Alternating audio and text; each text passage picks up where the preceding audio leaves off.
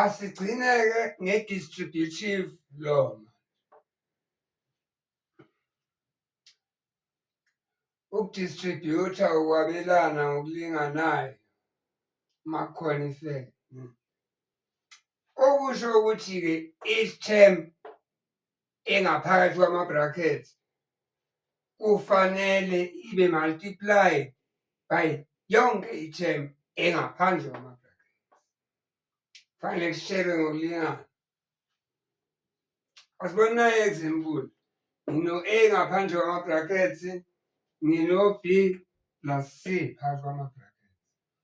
Ukuze-ke kumultipleke yonke into phakathi kwama-brackets nale ngaphandle, ngizoqala ngalo A, le arrow le esho ukuthi ngizomultiplaya nalo B.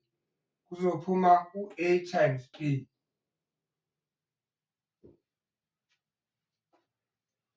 Bese ngiyaphinda futhi. Ngiyabuya lo A sengiqedile ngo-B sengithi u-A-ke manje times C.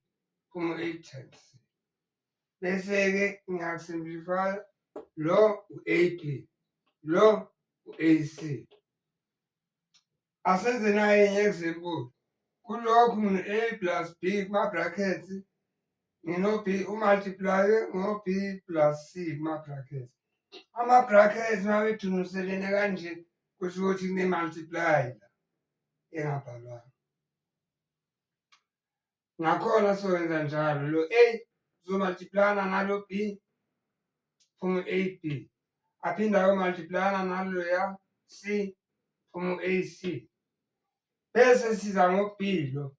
Naye uzomultiplayana nalo B, phuma u-B times B.